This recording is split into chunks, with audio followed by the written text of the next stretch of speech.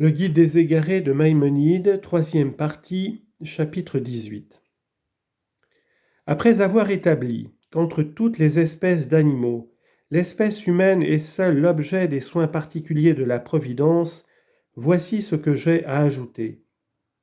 C'est une chose connue qu'il n'existe pas d'espèce en dehors de l'esprit, qu'au contraire l'espèce et les autres universaux sont des choses appartenant à l'entendement, et que tout ce qui existe en dehors de l'esprit est un être individuel ou un ensemble d'individus.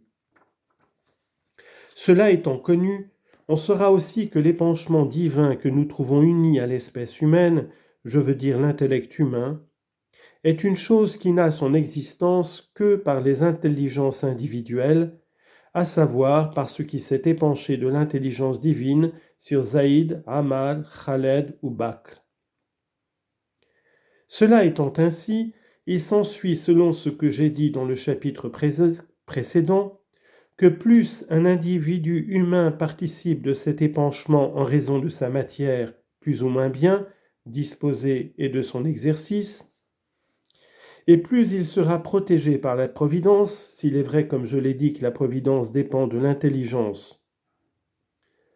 La providence divine ne veillera donc pas d'une manière égale sur tous les individus de l'espèce humaine. Au contraire, elle les protégera plus les uns que les autres à mesure que leur perfection humaine sera plus ou moins grande. De cette réflexion, il s'ensuit nécessairement que la Providence veillera avec un très grand soin sur les prophètes et variera selon le rang que ceux-ci occupent dans la prophétie. Et de même, elle veillera sur les hommes supérieurs et les vertueux, selon leur degré de supériorité et de leur vertu. Car c'est tel degré de l'épanchement de l'intelligence divine qui a fait parler les prophètes, qui a dirigé les actions des hommes vertueux, ou qui a perfectionné par la science les connaissances des hommes supérieurs. Quant aux hommes ignorants et pécheurs, étant privés de cet épanchement, ils se trouvent dans un état misérable et sont mis au rang des autres espèces d'animaux. Il est semblable aux bêtes privées de la parole. Psaume 49, versets 13 et 21. C'est pourquoi il a été considéré comme une chose légère de les tuer, et cela a été même ordonné pour le bien public. Ce qui vient d'être dit est une des bases de la religion. Je veux dire que celle-ci est basée sur ce principe, que la providence veille sur chaque individu humain en particulier, selon son mérite. Fixe ton attention sur la manière dont on s'exprime à l'égard de la providence protégeant les situations des patriarches jusqu'au moindre détail de leurs occupations et même de leurs biens, ainsi que sur les promesses qui leur furent faites au sujet de cette perfection de la providence. À Abraham il fut dit « Je suis un bouclier pour toi » Genèse 15, 1. À Isaac « Je serai avec toi et je te bénirai » Genèse 26, 3. À Jacob « Je serai avec toi et je te garderai partout où tu iras » Genèse 28, 15. Au prince des prophètes, c'est que je serai avec toi. Exode 3, 12. À Josué, comme j'ai été avec Moïse, ainsi je serai avec toi. Josué 1, 5. Par toutes ces expressions, on déclare que la providence veillait sur eux selon la mesure de leur perfection. Au sujet de la providence veillant sur les hommes supérieurs et négligeant les ignorants, il est dit « Il préserve les pas des hommes pieux, mais les impies périssent dans les ténèbres, car ce n'est pas par la force que l'homme est puissant. » 1 Samuel 2, 8. Cela veut dire que, si certains individus sont préservés des malheurs, tandis que certains autres y tombent, ce n'est pas en raison de leur force corporelle et de leur disposition physique, car ce n'est pas par la force que l'homme est puissant, mais c'est au contraire en raison de la perfection et de l'imperfection morale, c'est-à-dire selon qu'il s'approche ou s'éloigne de Dieu. C'est pourquoi ceux qui sont près de lui jouissent d'une parfaite protection. Il préserve les pas des hommes pieux, tandis que ceux qui sont éloignés de lui se trouvent exposés à tous les coups du hasard, rien ne les protégeant contre les accidents, comme il arrive à celui qui marche dans les ténèbres et dont la perte est assurée. Il est dit encore au sujet de la providence veillant sur les hommes supérieurs, « Il préserve tous ses membres » Psaume 34, verset 21. Les yeux de l'Éternel sont fixés sur les justes. Psaume 34, verset 16. Lorsqu'il m'invoque, je l'exauce. Psaume 91, verset 15. Les textes qui traitent de ce sujet, je veux dire de la providence veillant sur les individus humains, selon la mesure de leur perfection et de leur supériorité, sont trop nombreux pour pouvoir être énumérés. Les philosophes également ont parlé dans ce sens.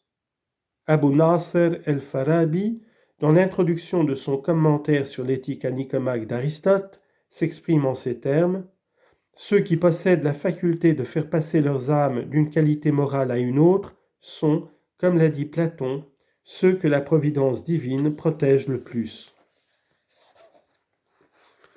Tu vois maintenant comment cette manière de raisonner nous a conduit à reconnaître la vérité de ce que tous les prophètes ont dit à cet égard, à savoir que la providence protège chaque individu en particulier, suivant la mesure de sa perfection. Et comment cela est nécessaire au point de vue de la spéculation, s'il est vrai, comme nous l'avons dit, que la providence dépend de l'intelligence.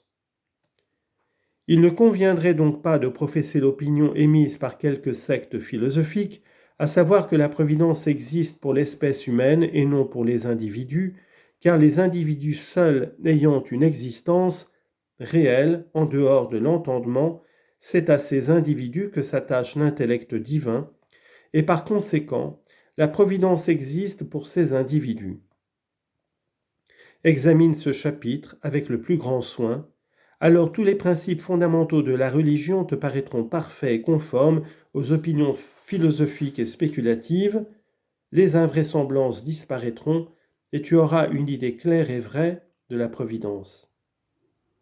Après avoir rapporté l'opinion des penseurs sur la providence et sur la manière dont Dieu gouverne l'univers, je vais te résumer aussi l'opinion de notre communion sur l'omniscience et ce que j'ai à dire moi-même à cet égard.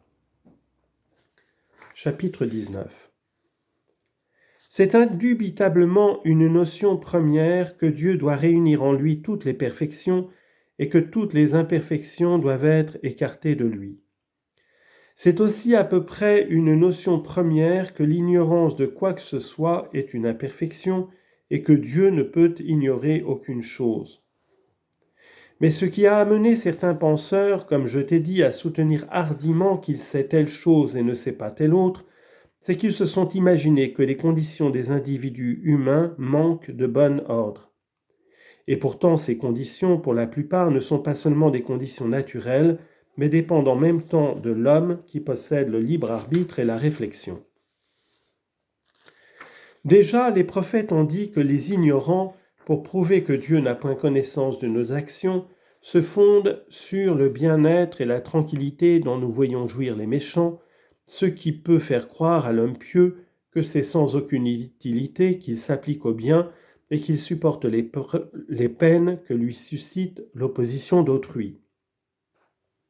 Mais un prophète, Asaph, nous dit qu'après avoir longtemps réfléchi sur ce sujet, il a compris qu'il faut envisager les choses par leur issue finale et non par leur commencement. Voici comment il dépeint la série de ses réflexions. Ils disent : comment Dieu le saurait-il ? Comment le Très-Haut en aurait-il connaissance ? Voici ces méchants toujours heureux qui ont acquis de la fortune. C'est donc en vain que j'ai purifié mon cœur, que j'ai lavé mes mains avec pureté. Psaume 73, versets 11 à 13. Ensuite il dit : je méditais pour comprendre cela, ce fut à mes yeux une peine inutile, jusqu'à ce que j'eusse pénétré dans les sanctuaires de l'Éternel, que j'eusse contemplé la fin de cela. Tu les as placés sur des voies glissantes, comme dans un instant ils ont été livrés à la dévastation. Psaume 73, versets 16 à 19. Malachie fait précisément les mêmes réflexions. Vous prononcez contre moi des paroles hardies. C'est en vain, dites-vous, que l'on adore Dieu. Quel est notre avantage d'avoir observé ce qu'il a prescrit et d'avoir marché avec contrition devant l'Éternel? Et maintenant nous estimons heureux les impies. Mais alors ceux qui craignent Dieu se parlent les uns aux autres. Vous verrez à votre tour, etc. Malachie, chapitre 3, versets 13 à 18. David aussi parle de cette opinion répandue de son temps et qui avait nécessairement pour résultat l'injustice et la violence réciproque des hommes. Il cherche à produire des arguments pour détruire cette opinion et pour établir que Dieu a connaissance de tout cela. Ils tuent, dit-il, la veuve et l'étranger, ils assassinent les orphelins, et ils disent « L'Éternel ne le voit pas, le Dieu de Jacob n'y fait pas attention. » Mais, ô vous les plus stupides du peuple, soyez donc attentifs, insensés, quand deviendrez-vous intelligents? Celui qui a planté l'oreille n'entendrait-il pas? Celui qui a formé l'œil ne verrait-il pas? Psaume 94, versets 6 à 9. Je vais t'expliquer le sens de cette dernière argumentation, après t'avoir d'abord montré combien ceux qui poursuivent de leurs attaques les paroles des prophètes ont peu compris ces paroles de David. Il y a des années que quelques médecins, hommes d'esprit de notre communion, m'exprimèrent leur étonnement de ces paroles de David. De son raisonnement, disait-il, il s'ensuivrait que celui qui a créé la bouche mange, que celui qui a créé les poumons pousse des cris, et il en serait de même des autres organes. Mais tu vas voir au lecteur de ce traité combien ces personnes étaient loin de comprendre la portée de cette argumentation. Écoute quel en est le sens. Il est clair que celui qui fabrique un instrument quelconque, s'il ne possédait pas l'idée de l'ouvrage que cet instrument doit servir à faire, se trouverait dans l'impossibilité de fabriquer un instrument à cet usage. Si par exemple le forgeron ne se formait pas une idée juste de la couture, il ne pourrait pas fabriquer l'aiguille sous une forme qui seule peut la faire servir à coudre.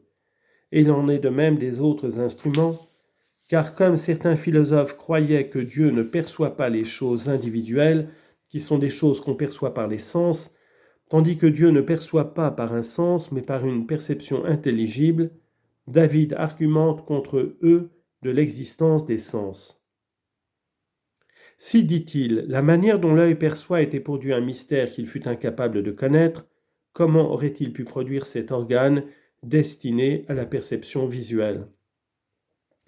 Serait-ce le pur hasard qui aurait fait qu'il naquit une humeur limpide et ensuite une autre humeur semblable, puis une membrane que le seul hasard aurait perforée, et qu'enfin devant l'ouverture vint se placer une membrane transparente et dure?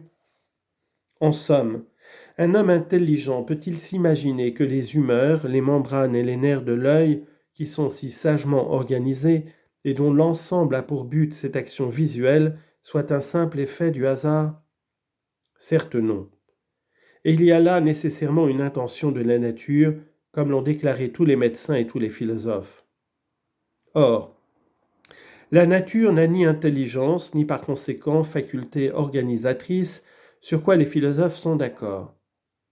Mais cette organisation artistique émane, selon l'opinion des philosophes, d'un principe intellectuel, et selon nous, elle est l'œuvre d'un être intelligent qui a imprimé telle faculté à tout ce qui possède une faculté naturelle. Si donc cette intelligence ne percevait pas l'objet en question et ne le connaissait pas, comment dans ce cas aurait-elle pu produire ou faire émaner d'elle une nature tendant vers un but qu'elle ne connaîtrait pas? C'est donc avec raison que David appelle ces hommes stupides et insensés. Ensuite, il expose que c'est là un défaut de notre perception. Dieu, dit-il, qui nous a donné cette intelligence par laquelle nous percevons, tandis que notre incapacité de saisir son véritable être fait naître en nous ces doutes graves, Dieu connaît ce défaut qui existe en nous, et il ne faut pas tenir compte des attaques qui sont le résultat de la faiblesse de notre réflexion. Celui, dit-il, qui enseigne à l'homme la science, l'Éternel sait que les pensées de l'homme ne sont que vanité. Versets 10 et 11. Tout ce que j'avais pour but dans ce chapitre, c'était de montrer que c'est là une manière de voir très ancienne, Je veux parler de cette erreur des ignorants qui nient que Dieu ait connaissance des choses humaines, parce que les conditions des individus humains, qui par leur nature sont dans la catégorie du possible, manquent de bon ordre. Et les enfants d'Israël, est-il dit, imaginèrent contre l'Éternel des choses qui n'étaient pas convenables. 2 Rois, chapitre 17, verset 9. Dans le Midrash, on dit à ce sujet, « Que disait-il ? Cette colonne, disait-il, ne voit, ni n'entend, ni ne parle. » C'est-à-dire, il s'imaginait que Dieu ne connaît pas ses conditions humaines et qu'il n'adresse au prophète ni ordre ni défense.